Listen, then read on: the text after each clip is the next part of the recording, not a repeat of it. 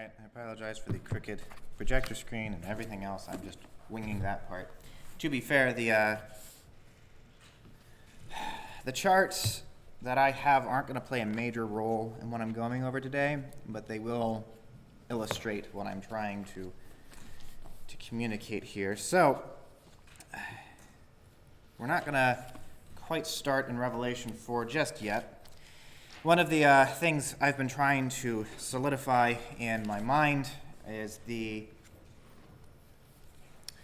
rules which we must adhere to when going over texts like these. So, undoubtedly, there have been endless speculations and interpretations of the end of days and the texts that surround them. I was going over a few of them the past few weeks, especially some secular resources. And one of the things that I think helps is to recognize the fact that not only was the text designed to be understood, but the methodology that's used by God through the different prophets was not meant to confuse. I mean, to an extent, I think it was. It was meant similar to the parables with the people in Israel, where some of them just weren't going to understand it.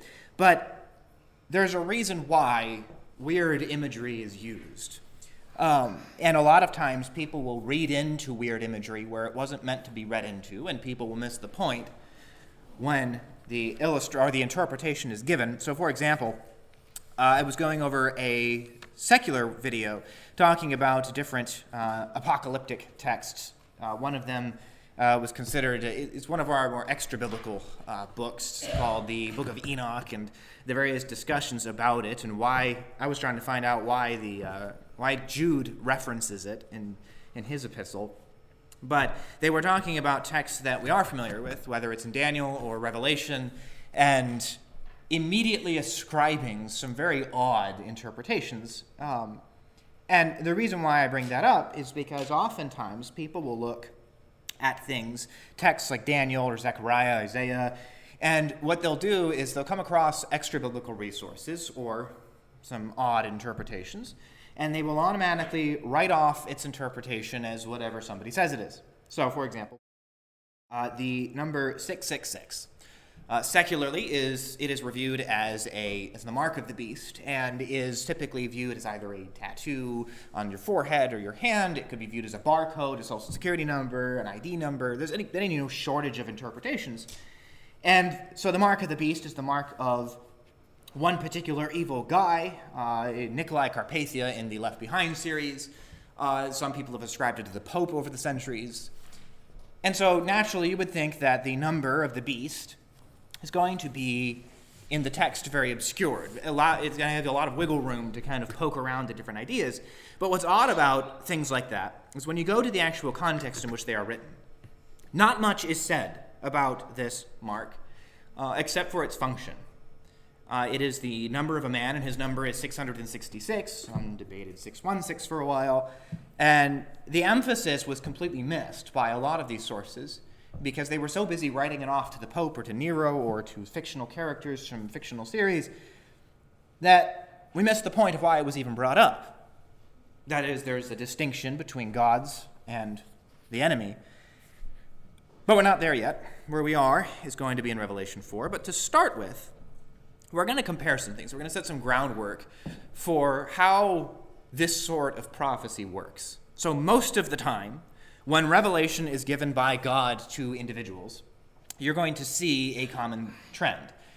So, for example, if a prophet was told to go to the king of Israel and to warn him about the evils of Israel and about how God will judge them, you will find that those events that are being prophesied are going to be in very close proximity to what's being discussed.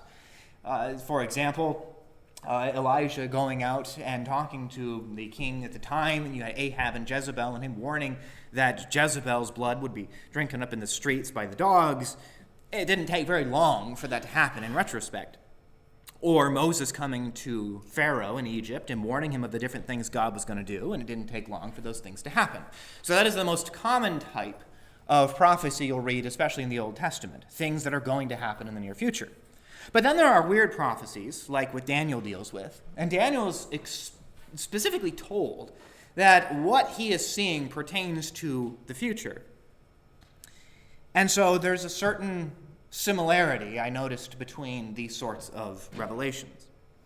Firstly is the fact that there are certain revelations that are not particularly revealed to us, the methodology. So, for example, Peter says that no scripture is a matter of one's own interpretation, but by men moved by the Holy Spirit. Well, we never see Paul sitting in the wilderness receiving some divine inspiration and then he writes it down. We assume it happened in some way or another, but we don't see the process of it being implemented into his thinking. But in Daniel 10 and in Revelation 1, among others, we do see a glimpse of either what that looked like or a different type of revelation.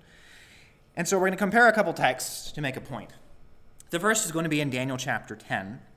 And in Daniel chapter 10, a lot of times it's very easy to get preoccupied with what's about to follow in Daniel's prophecy, as far as Daniel 11, the abomination of desolation, the various kings, and the time of great distress, Michael, the archangel, all the fun stuff.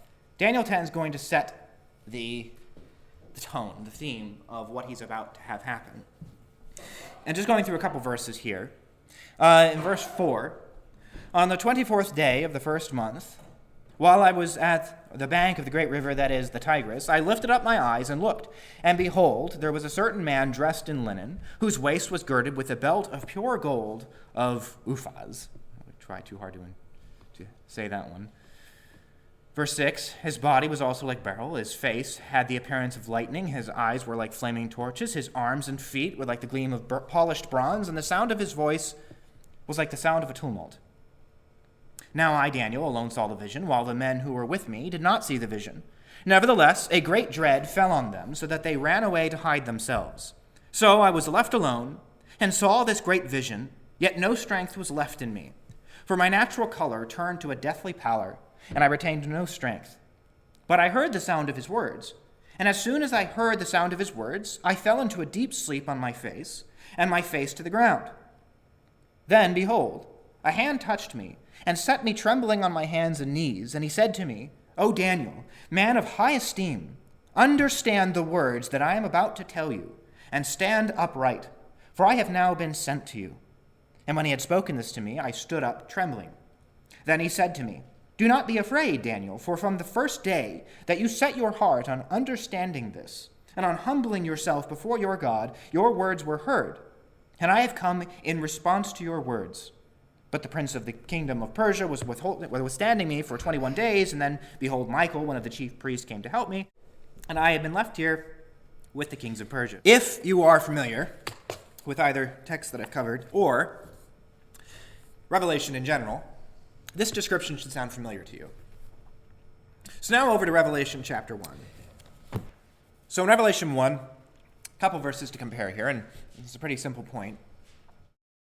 In verse 12, Then I turned to see the voice that was speaking with me. And having turned, I saw 7 golden lampstands. And in the middle of the lampstands, I saw one like a son of man, clothed in a robe reaching to his feet, and girded across his chest with a golden sash. His head and his hair were white like white wool, like snow, and his eyes were like a flame of fire. His feet were like burnished bronze, when it has been made to glow in a furnace. And his voice was like the sound of many waters. In his right hand he held 7 stars, and out of his mouth came a sharp 2-edged sword. And his face was like the sun, shining in its strength. And when I saw him, I fell at his feet like a dead man. And he placed his right hand on me, saying, Do not be afraid. I am the first and the last, and the living one. And I was dead, and behold, I am alive forevermore, and I have the keys of death and Hades. Now, these are very similar texts, and the obvious conclusion to take away is that these are the same people. But why? Why is John approached differently than perhaps he had been approached before? I mean, clearly his response to seeing Christ in this form is, at least it seems on its surface, unusual. Why would he drop as a dead man, having seen this man before, unless this was a unique experience? Now, the closest experience we have in John's life is the Mount of Transfiguration. And yet, here his response is, and is very, very similar to Daniel's experience. So, the similarities we have between the two. In Daniel, we have a certain man. He is dressed in linen. His waist was girded with a belt of pure gold. His face was like beryl, which is very similar to the description John gives. And his face had the appearance of lightning, and his eyes were like flaming torches. His feet were like polished or burnished bronze, and the sound of his words like the sound of a tumult, or many waters, or a conflict. It's basically a collection of noise that gathers into one large sound. Similarly, in Revelation, we have one like a son of man, like a certain man. He is clothed in a robe, dressed in linen, and across his chest is a golden sash. His head and his hair were white like white wool, like snow. His eyes flame of fire, burnished bronze were his feet. His voice was the sound of many waters, and his face was like the sun shining in his strength. So, similarities, we're talking to the same guy here. We're dealing with the same source of divine inspiration, of revelation, but there is some difference here. When Daniel is picked up, a hand is put on him and giving him strength. He stands up trembling. He's not quite together yet, and he'll actually fall down again. But when Christ comes and puts his hand on John and he picks him up, he doesn't just get up and not fall down again. John seems to be okay from that point. But it's what he tells him. Daniel was not given the same validation that John was. He's not being talked to by the Messiah who has now come. He was being talked to by the Messiah who would come, but now we're talking with the Messiah who had come, and he lists off his deeds, but not only his deeds, but more importantly, his authority. His having keys to death and Hades. He had beaten death, he was dead, and now he's alive forever. Now he speaks having accomplished the first tasks and is moving on to the next. And so, as we see in Revelation, this certain man is Jesus, who is the Christ, a figure Daniel had not yet met, but John had. So the descriptions are the same, as are the responses. Daniel says, "But when I heard the sound of his words, and as soon as I heard the sound of his words, I fell into a deep sleep on my face with my face to the ground." I don't think any of us have trouble understanding what that means. He basically almost passed out and hit his face. John drops as a dead man. The concept is simple. They lost their ability to stand. But when we do gain from these two similar experiences are the responses which they receive, which I just went over. So after being struck with paralyzing fear, the assistance was different. And so, to compare, Daniel's told, "A hand touched me and set me trembling on my hands and knees." He is told to stand upright because I have been sent to you, and this is the angel talking to him. I stood up trembling. The angel is told, "I have come in response to your words." And then he said he had turned his face to the ground and became speechless once more. And so somebody resembling a human being touched his lips and opened his mouth, which should sound familiar. And then he laments the fact that because of the vision, anguish has come upon me, and I've retained no strength. For how can such a servant as my Lord talk with such? For as for me, there remains now no strength in me, nor has any breath been left in me. Then this one with human appearance touched me again and said to me, after he strengthened me, "O man of high esteem, do not be afraid. Peace be with you, and take courage and be courageous." Now as soon as he had spoken to me, I had received strength. And I said, "May my Lord speak, for you have strengthened me." And then in Revelation, and he placed his right hand on me. "Do not be afraid, I am the first and the last, and the living one, and I was dead, and behold, I am alive forevermore, and had the keys of death and Hades. Therefore, write." So it sounds like a conglomerate of odd information, but I'm trying to basically set the tone, because we're not in Revelation 1, we're in Revelation 4. But what's odd here is that you would expect, per the usual, that John's going to then write his 7 letters to the 7 churches and then call it a day. The vision would end, and he would move on. But something else happens. In Daniel's case, he's told a bunch of information. He's told to wrap up what he has written, seal it up, and that was the end of it. But something else happens to John. But it should be noted that the nature in which John stands here before Christ is different. But there's another comparative text in Isaiah chapter 6. And we're going to start seeing both some differences, but at the same time some points I found particularly useful when you're trying to understand the nature of what's going on here. Because so often we will get distracted with the peripheral, with the side points, with the analogies used. But you have to remember that the whole point of all of this is not my plan, it's not my interpretation, it's not the world's plan, it's not the Antichrist's plan, it's not the devil's plan, it's not society's plan, it's not the UN's plan. There is a same source to all of this. The same one who planned it way back in Daniel's time is the same person who is planning and revealing it to John. And so in Isaiah 6, starting at verse 2, seraphim stood above him, each having 6 wings. With 2 he covered his face, and with 2 he covered his feet, and with 2 he flew. And one called out to another, and said, Holy, holy, holy is the Lord of hosts, the whole earth is full of his glory. And the foundations of the thresholds trembled at the voice of him who called out, and while the temple was filling with smoke. And then I said, Woe is me, for I am ruined, because I am a man of unclean lips, and I live among a people of unclean lips, for my eyes have seen the King, the Lord of hosts.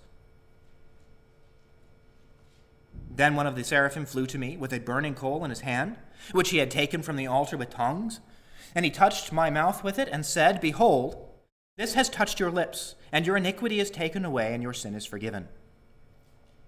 Then I heard the voice of the Lord saying, Whom shall I send, and who will go for us? And then I said, Here I am, send me. And finally, Hebrews chapter 8.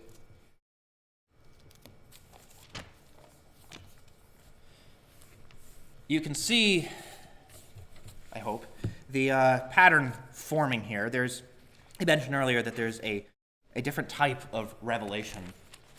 And it's not, I think there's almost this tendency to view heaven, God's realm, angels, revelation like this, as almost a dream world, as something outside of reality. But what it actually is a glimpse into real reality, into the actual world and how it functions, because we're the ones who are in a dream state. We're the ones who lack information, who are absent-minded, who lose focus. And so here in Hebrews 8, verse 1, now the main point in what has been said is this. We have such a high priest who has taken his seat at the right hand of the throne of the majesty in the heavens, a minister in the sanctuary, and in the true tabernacle, which the Lord pitched, not man. For every high priest is appointed to offer both gifts and sacrifices. So it is necessary that this high priest also have something to offer. Now, if he were on earth, he would not be a priest at all, since there are those who offer the gifts according to the law, who serve a copy and a shadow of the heavenly things. Just as Moses was warned by God when he was about to erect the tabernacle, For see, he says, that you make all things according to the pattern which was shown to you on the mountain.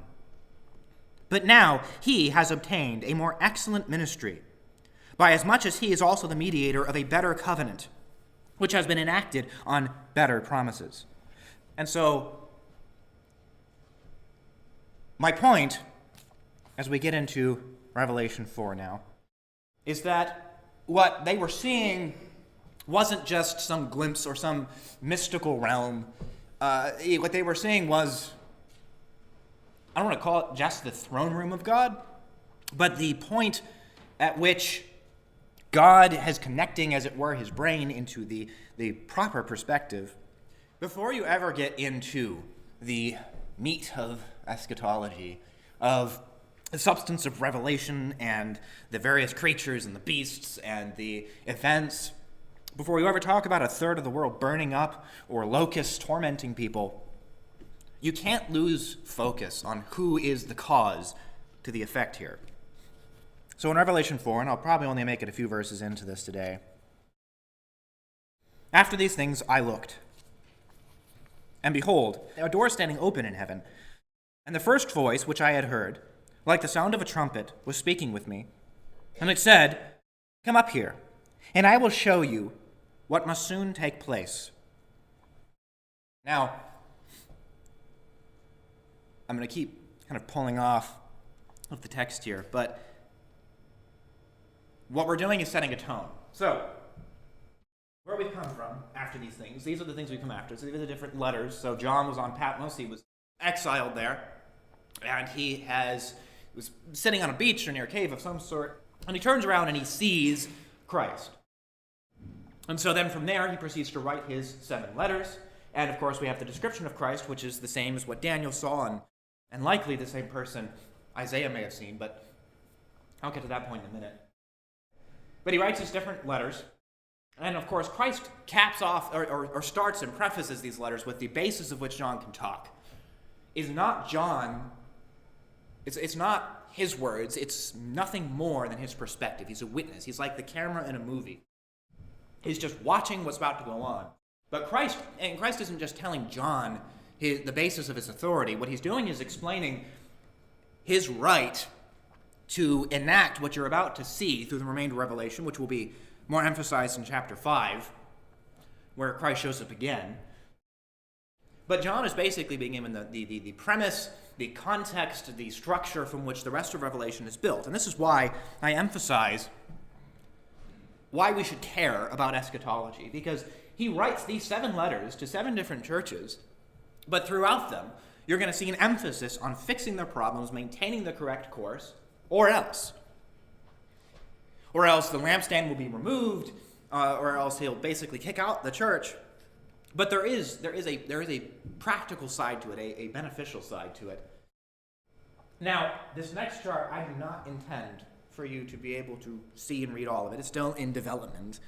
But the emphasis I'm going to try to make with this one is that what's about to happen throughout Revelation, what was alluded to in Daniel, what's alluded to in Zechariah and Isaiah and Jeremiah and Ezekiel, is the intricate, well thought out, put together, perfectly timed plan of God. One that has been set in place since Genesis, where it was alluded to how he would deal with the sin that they had enacted, and is tied up here in Revelation. And as I'm developing this, I'm not trying to make it as much legible as I am trying to kind of show all the tiny little pieces that are interacting together. And so, if you were to try to ask, where are we? I mean, as far as I can tell, we're somewhere just on the far left side waiting for things to begin. But this amount of detail, and there's a lot more to go into this. There is a lot more points that clarify, but each one is from a different perspective. And so what I've tried to do is take each of the different perspectives, each of the different prophecies, tie them together, and show the outward plan. So a lot of these things are going to shrink, reconform, and timeline-wise, I'm pretty happy with where I've put a lot of these things. But the emphasis here, and I'll probably cover these as I get through them in Revelation. I've always said the problem with eschatology is not that it's vague. It's that it's so specific. And you can think, okay, well, how could we ever know then? How could we ever tell? What's the point? Well, one, I think most importantly, we're told, and that should be the most pertinent point, that should be the sole reason why we should ever look at it. But then secondly, it's designed to be understood. So let me give a sampling, and as much as I am able to. And I'll try to point out what different things mean here. So, here we go. You've probably heard the term, the tribulation, and I have to get into this. I will be dealing with the rapture to a small extent to answer any issue that I might get to today, but I doubt it. The traditional belief, especially in our circles, is that there will be a 7-year period of tribulation, and during that period of tribulation, or before the period of tribulation, the church will be taken out of the earth, and per some expositors, you will see the church being taken into heaven starting here in chapter 4, where you see our 24 elders. Now, there are all kinds of problems I have with that. Predominantly, the text just doesn't say that. But more so, it doesn't fit. It doesn't make sense. So, barring a 7-year tribulation, what we do know for sure is there is a 3.5-year period, 1,260 days, 42 months, time times times and half time, 3.5 years of a period that Christ calls great tribulation, Daniel calls great distress, and is often alluded to as the day of the Lord. This is what we would call is primarily the apocalypse, the end of days, the end of the age, the end of the world as we know it. And a lot of that is going to focus within this period here. And it seems so small compared to everything else, and there's a reason for that. But what I'd like to do is give a little sampling of something that I have found particularly revealing, and that is how the Apostle Paul directs the focus towards the end. So why spend so much time dealing with the source of Revelation? I mean, God shows up periodically throughout Revelation, but surely, 4 horsemen, locusts that look really freaky, the dragon, the beasts, the third of the world being burned up, these should take our focus, but they really shouldn't. And the reason why is because of the fact that there is a reason this is happening, and it sounds like such a simple point, but when you look at it properly, you start to see the structure of how these things come together. I'm going to start sounding like a crazy person, so just bear with me. The apostasy. In 2 Thessalonians 2, chapter 3, is alluded to. This event where there is a falling away, and a definite article is used. We've covered this before. There is a particular event where everything seems to, as far as the professing Gentile church, fall apart. But it's actually been alluded to in far more places than that. In Matthew 24, we're told that many will fall away. In 1 Timothy 4, the Spirit explicitly states that there will be a falling away. In 2 Timothy 3, they are in the latter days, the closer you get to the end, difficult times will come, and then he lists off a series of negative traits. But there's this progressive building towards it. And so even then, you have phrases like, care, brethren, that not any one of you be an evil, unbelieving heart that turns away from the living God. And the Spirit states in the latter times, there will be a falling away. They did not receive the love of the truth so as to be saved. It's progressively building up until you get to the apostasy, which is tied together with a few different things. But when you were to ask the question, why or what do we look for? As Gentile Christians, not as the Jews, not as people 2,000 years ago, what are we told to look for? This is the most common point that is brought back, at least in the New Testament. And so, as we get into Revelation 4 here, what we're going to start seeing is the precedence being established for the rest of this. Who is the guy driving this car, as it were? Who is the one behind the wheel? Who is the cause to the effect? So, Revelation 4, after he had finished writing these letters, he says, "Behold, a door standing open in heaven. And the first voice which I heard was like the sound of a trumpet, and he said to me, Come up here, and I will show you the things which must take place after these things." So a new perspective. The thing that separates John's prophecy from the rest of them is that John is taken away into the future. More so than anybody else ever has been. You could say Daniel might have with some of his visions, but John most certainly is. And so this is a new perspective. A door is open, so he looks up, and I'm not going to spend tons of time as to what the door represents. It's a door. It's an opening. He's about to go through it. And so rather than concluding the vision with the last letter to the seventh church, John is called up to see something else. Now, there's debate as to who is the voice. Who is the one who says, "Come up here"?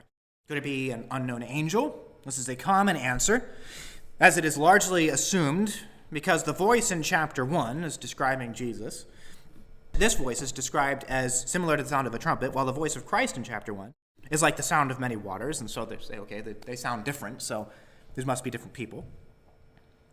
However, the counterpoint to this is that John turned around, and in other words, John wasn't terribly preoccupied too much with the voice as far as what it sounded like, as much as it was the nature of the voice, that it was calling to him, and it caught his attention. At which point he describes the Lord's appearance. Since the voice of Jesus is not literal water, it is fair to at least say we can't limit its comparison to one thing, so that's one way to look at it. Some say that the voice calling him up was Jesus.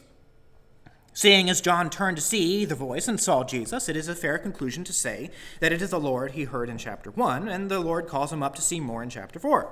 The counter to this would be, as already mentioned, that the voice was described differently, as well as the fact that John did not say something like, "The Lord said to me."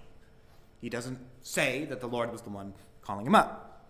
Now here's a more interesting, novel thought. And I'm not going to draw a conclusion here because the text doesn't.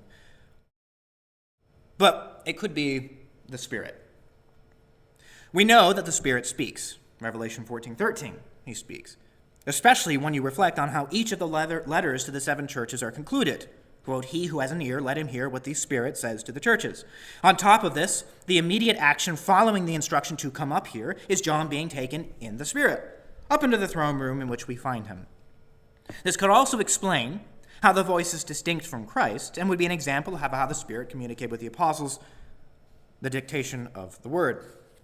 Now, again, I'm not going to spend an awful lot of time on this, but I think it's just interesting to note the methods that are used and how John sees this, and it's possible it's the Spirit calling him up, and it's the one guiding him through this process. However, regardless of your conclusion, it is not specifically relevant to the interpretation of the text as to whose voice this is, because John does not spend a significant amount of time interpreting the source, neither then will we. What is the door? It's an opening. Moving on. What does it mean in the Spirit? In Revelation 1:10, we see the same thing. He was in the Spirit on the Lord's day. And while there is much discussion regarding the meaning of this state, was John some ghost being taken away out of his body? Was he physically taken? What does it mean? It appears to be quite simple in its function. His spirit was, in some way or another, utterly engaged with the heavenly world, and was undoubtedly transported by the Spirit of God. Such is the means by which the apostles received the divine inspiration from which we have the word. It is, in some form or another, a more deliberate form of divine revelation as the man is moved literally by the Spirit of God. And so all of that to basically point out this is not just a typical vision. John is being taken up in some way or another and being brought into heaven.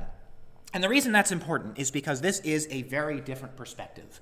You do not, as far as I can find, have a perspective like this in the rest of the Bible, where John is taken firsthand into heaven, and he's about to look at heaven he's about to look at the end from a different perspective. So Daniel looks at the end from the perspective largely of the nations at the time, of how they interact with each other. Zechariah, of the perspective of Israel in the very end, and how they repent and change.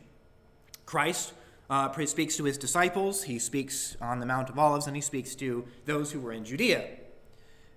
Paul writes to the Thessalonians about the end and talks to them about when you see. But John, rather than being told, or as it were, given a description of what's going to come, is now being taken in the perspective of heaven. And it's a sort of top-down look on everything.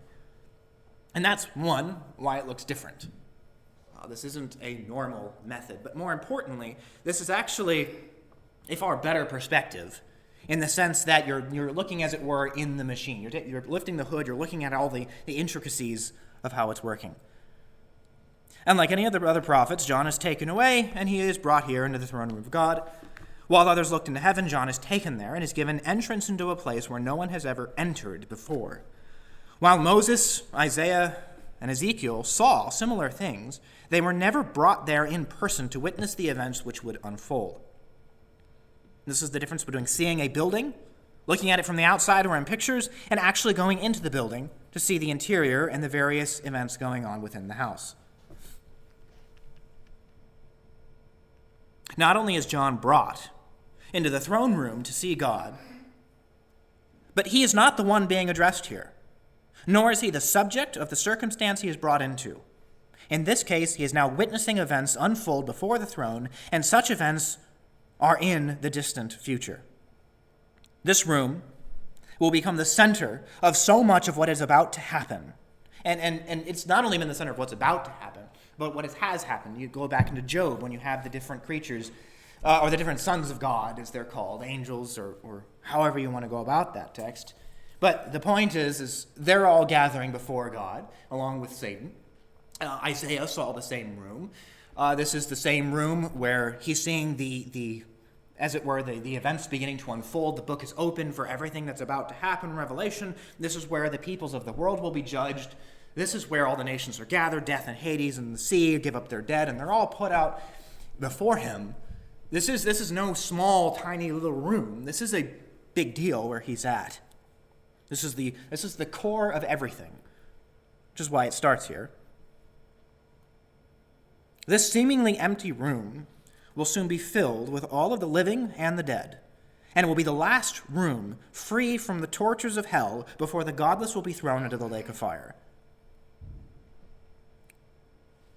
So, this is no small setting. So what's the purpose of his being taken into this room? Is he being said, hey, here's a fun thing to look at, write this down in case anybody wants to dabble in it. It's the same emphasis as was mentioned in chapter 1. Come up here, and I will show you what must take place. There is no indication of the imminency of these things. When you see it in your translation, it says the things which must soon take place. That's technically inaccurate. The word soon is added there. It's not accurately to translate it that way, but rather to say things which will happen after or in the future. The importance of this distinction is found within our interpretation of the placement of Revelation. As you probably know, at this point, there's a lot of people who will write this off as some point in the past, because after all, it would happen soon after John wrote his letters. Even Albert Barnes agrees there. The things which he is about to witness are events in the future, which means that it is at this point in verse 2, immediately he was in the Spirit, that he is no longer in his current time. He is in the future, witnessing events which will transpire be well beyond his lifetime, and potentially in our own.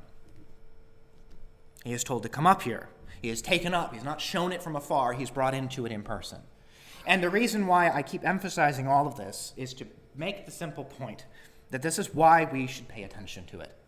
This isn't some mystical form of an argument. This isn't some weird abstract thought. This is how it actually works. This is how heaven sees these things. And so he's not going to be distracted thinking, oh, those are helicopters, or look at the internet. He's not distracted with the frivolous things that he may see in the future, because those things constantly change, they come and go, but heaven remains the same. And so he's coming up to see firsthand the things which he was to take note of here were not the petty little inventions of the modern age at the time he witnesses these things, but rather the glory which suddenly surrounds him as the curtain is pulled back and the things which were hidden behind the scenes are revealed, showing him the reality which remains so foggy to us while we live with insufficient sight and a distracted heart. And so John records what he sees from the perspective of heaven, which is why we are to be focused on the purpose of the events which will happen and not be too bogged down in the various details which would distract from their intent. The powers of heaven are unaffected by the ill-gotten ideas of our age, but are instead directed by the perfect will of the one John sees on the throne. This is the closest you will get to understanding what's actually happening. That's why it's hard to understand, but that's also why we should try. So, after these things I looked, and a door standing open in heaven, and the first voice which I heard was like the sound of a trumpet speaking with me, saying, "Come up here, and I will show you the things which must take place after." And immediately I was in the Spirit, and behold, a throne was standing in heaven, and one sitting on the throne. And he who was sitting was like a jasper stone, and a sardius in appearance. And there was a rainbow around the throne, like an emerald in appearance. And around the throne were 24 elders, and 24 thrones. And I saw the 24 elders sitting, clothed in white garments with golden crowns on their heads. So, single throne standing in heaven. Let's consider the following: the location, the landscape, and the length. This throne was not seated on earth, where men constantly fight over rule and authority, but it is in heaven, where all power and authority are subject, and from which all truth is validated. So I was thinking about, I was talking with Jillian on the way in. When you think about the end, and you think fire in the distance, and the world falling apart, and when you're hearing of wars and rumors of wars, even as we are today, and you think that you see the signs growing and things getting progressively worse, don't lose sight of who's driving this. It would be, there was this movie about Moses and Israel being taken out of Egypt. And there's a scene that comes to mind, and where you have the Israelites pushed to the Red Sea. They're stuck. They can't get out. They begin to panic because here comes Pharaoh with his army. They got their swords and their shields and the chariots and the horses, and they easily outnumber them in terms of force, and as far as their capability anyway. And they're charging at them, and you see this terrifying force of people with weapons. And of course, you remember Moses tells them not build up fortifications, not get into position, not get ready. He tells them just watch. Watch what God is about to do. And so sure enough, now comes the pillar of fire.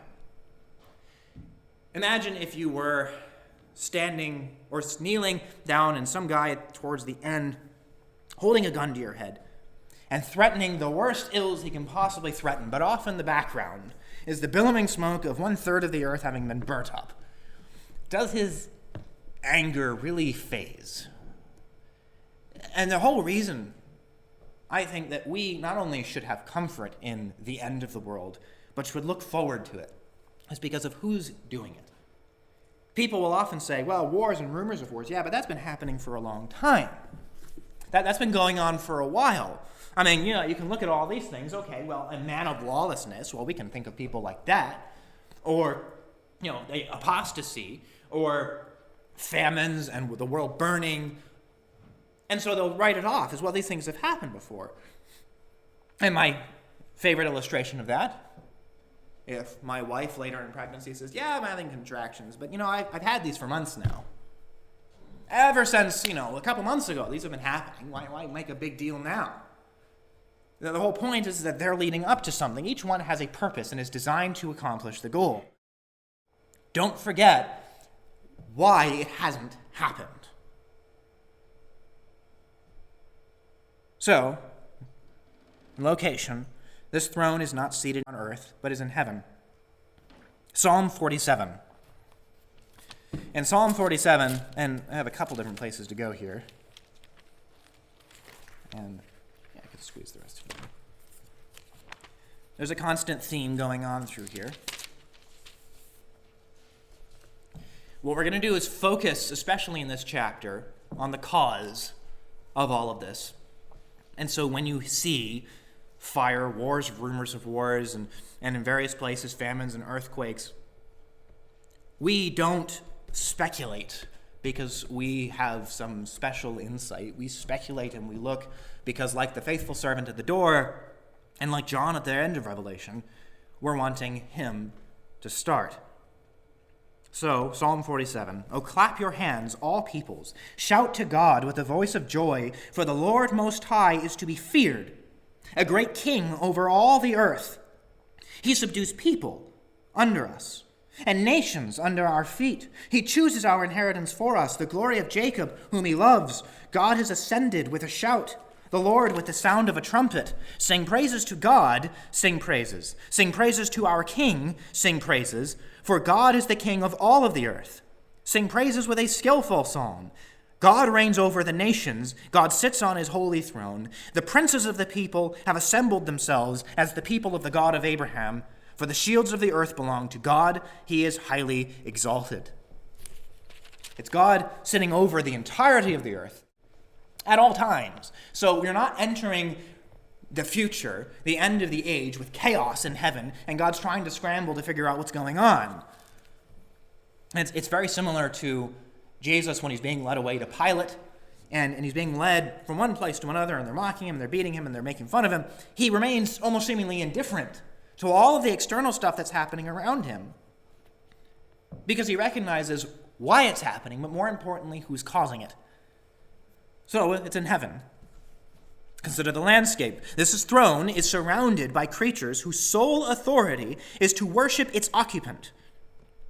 Where all leadership, such as these elders, fall and worship, and where the angels assemble as they await his command. Psalm 97. And I'll go right through these. You don't have to follow. But the Lord reigns. Verse 1. "Let the earth rejoice. Let the many islands be glad.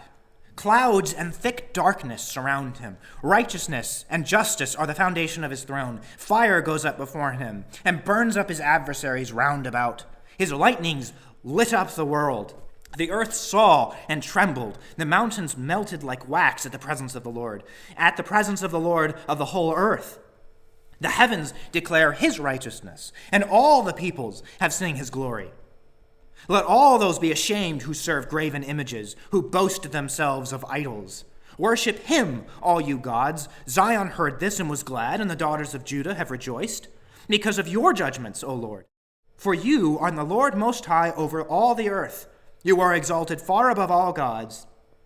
And so hate evil, you who love the Lord, who preserves the soul of his godly ones. He delivers them from the hand of the wicked. Light is sown like a seed for the righteous, and gladness for the upright in heart.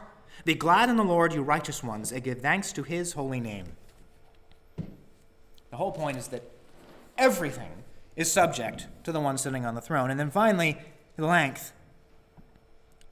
This is the center of eternity, where time originated and its conclusion was determined. This throne has no starting nor expiration date and will outlast all other thrones and kings, as the King of Kings is himself eternal. So finally, Psalm 93.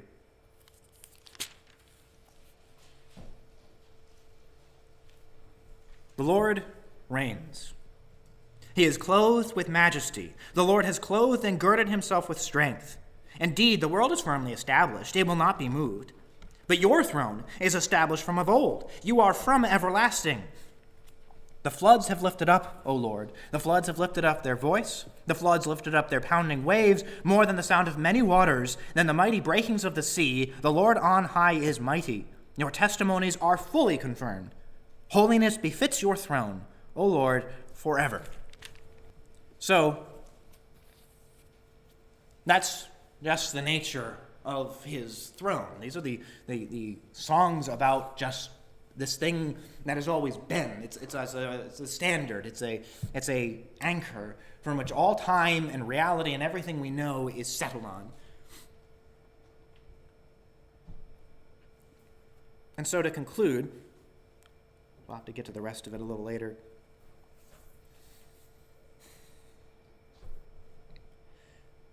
When we die, and we stand, like John, looking at this throne, there are only two possible reactions you could have. Fear, which would be appropriate. John himself demonstrated that. You consider what he's doing. There is no reaction of God in the end. In the day of the Lord, in the great tribulation, none of it is a reaction. It is all pre-planned, and the world reacts. The world panics. It runs around. It doesn't know what to do. It's not that the devil has somehow planned out Antichrist. It is not that the beast or the last in the kingdoms has just got it all worked out. They're the ones reacting. Think about the way the devil is thrown down from heaven in Revelation 12. And he's thrown down from heaven, and he hits the ground, and he starts moving quickly. And he's not moving quickly because now his plan's in action. He's moving quickly because he knows his time is short. He's running out. He's the one panicking and trying to come up with different ideas. But not God. And so when you die and you finally get to that realization, not just that we've been freed from the sin that we've lived with for so long, but that there's a point to it all. We don't hold out our faith. We don't persevere because that in and of itself is an intrinsic good. We hold out because there's a purpose, because there's a point that it's all leading to something in particular. There's a very particular event I don't have on there yet. And that's the purpose of it all. Why does John, at the end of Revelation, plead with Christ that he come back? Why is he so excited for billions of people to die, for the world to be burned up, for the lake of fire? Why is he excited for this? Why does he want it to happen? Great tribulation, time of great distress, day of the Lord being terrible and frightening, those are descriptions for the world. That's why they call it the apocalypse in a negative sense. That's why they're afraid of the apocalypse. That's why in their movies and their literature, you see big scary things coming from the clouds, and the dead are raised, and they're afraid of natural disaster. Even in some of their own resources, they recognize it's their own fault. They're terrified of it. But we're not. Because much like Moses and the Israelites versus the Egyptians, that pillar of fire is not here to scare us. It's not here to harm us. It is here to protect. There is a positive outcome to it all. And as much as it seems to be in the weeds of all these different points, I find it not only necessary, but clarifying. That we don't hold out, we don't quit, we don't fight temptation, we don't not give up just because, like they do in the movies, for some reason they can't seem to think of. We do it because, independent of ourselves, reality is happening. It's like labor. If Jillian goes into labor months from now and doesn't want it to happen, you can't walk it off, you can't ignore it, you can't fight it, you can't deny it, it doesn't do any good. It will happen. And so if you're terrified of that, or if you're terrified of the end of the age, then yeah, you're going to try to ignore it and fight it and write it off. And like the mockers and the scoffers say, where is the promise of his coming? Nothing's changed. That is all the same. We've always heard of wars and rumors of wars. Nothing of this is new. That is their tactic. It is not ours.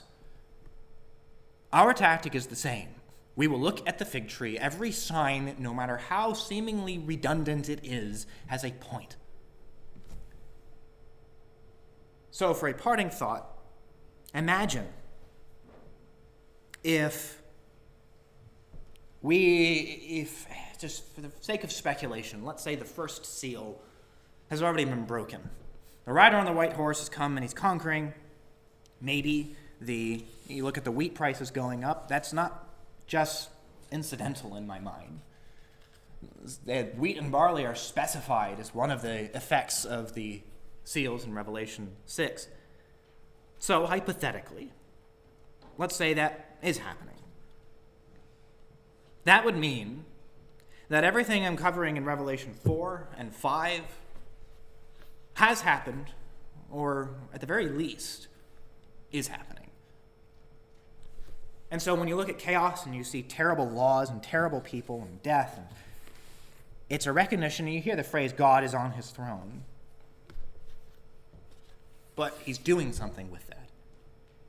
So, and this is kind of a conglomerate. I know it's not all tied together yet, and obviously my body wasn't prepared for this, but there's a lot more to go here, and I really want to emphasize the source of it. And that's why, to end with, we remember what Peter said in 2 Peter. Anytime you ever have the thought of, well, this has always been happening, there's nothing new here, why hasn't Christ come? Because he's patient. And he's not willing that any would perish, but that all would come to everlasting life, and so he is patient towards us. That's the sole reason. And when he's done, then it will happen. And it does not need people to come up with a spectacular plan to build a temple. It does not need a nation to show up that looks identical to Antichrist and in the Revelation 13. All it needs is for him to say it's happening, and those things will happen. So with that, let's pray. Thank you, Father, for the opportunity that you give each of us to be able to look like John into the future and to be able to get an idea of what's coming. But I ask that, like the faithful servant, we run to the door and we busy ourselves with the work of the Master, but always ready for him to return. I ask that we not lose that focus or that heart, and that we keep what we had at first until the end, because it is leading to something. I thank you that our faith is not just an assurance, but an assurance of things hoped for and evidence of things that we haven't seen, but will see. And I ask that we not lose focus, especially as the world gets worse. And that, like the disciples, we can look up when we see these things, because our redemption will be drawing nigh. So I ask that we keep that in our minds. Thank you, Father, for the opportunity you've given us, and for the chance we'll have in the future to look more. We thank you for these things that we have now. In Jesus' name, Amen.